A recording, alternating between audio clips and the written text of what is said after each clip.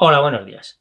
Se pueden comprar acciones a nombre de un niño y vamos a ver cómo se hace y sus implicaciones fiscales.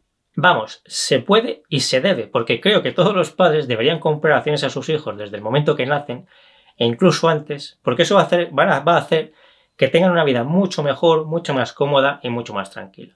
La cuenta de valores a nombre del niño la tienen que abrir sus padres o sus tutores legales. Si queréis comprar acciones a un primo, a un sobrino, al hijo de un amigo o a un nieto, lo que sea, los padres son los que tienen que hacer los trámites que vamos a ver ahora. Luego vosotros les ingresáis el dinero en la cuenta y los padres serán los que den las órdenes de compra de acciones a nombre del niño.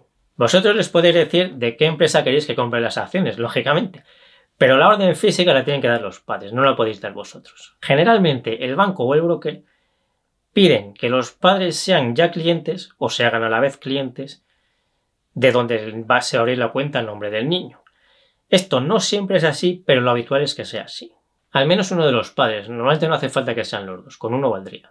El niño es el titular de la cuenta y los padres o tutores legales son los representantes legales. El niño tiene que tener ya su NIF, que se puede pedir a cualquier edad.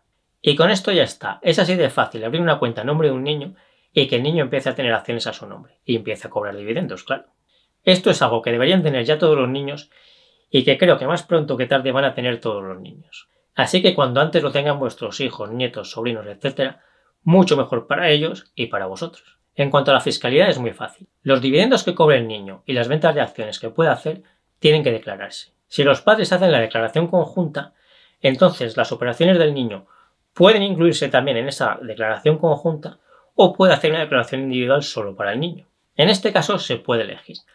Lo más cómodo es meter los datos del niño en la declaración de los padres, pero puede haber momentos en que no interese hacerlo así por las normas fiscales de ese momento. Voy a poner un ejemplo con una norma que ya no existe en España, aunque sigue existiendo algo parecido en algunas comunidades autónomas, porque creo que es un ejemplo con el que esto se ve muy claro. Imaginad que en un momento dado los primeros 1.500 euros que se cobren de dividendos están exentos.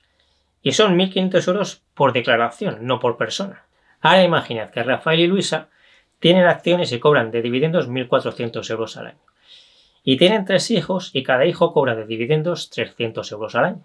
Así que la familia entera en total ha cobrado 2.300 euros de dividendos. Si hacen una declaración conjunta todos ellos, en nuestro ejemplo, tendrían exentos 1.500 euros de dividendos y pagarían por los otros 800. Sin embargo, si los hijos hacen declaraciones individuales, en ninguna de las 4 declaraciones que hace la familia se llega a 1.500 euros. Y por tanto quedan exentos de pagar impuestos los 2.300 euros que cobra toda la familia.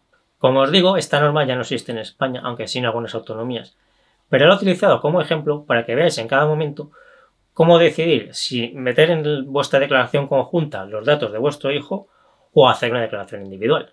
Y si los padres hacen declaración individual por separado cada uno de ellos, entonces el niño obligatoriamente tiene que hacer una declaración individual.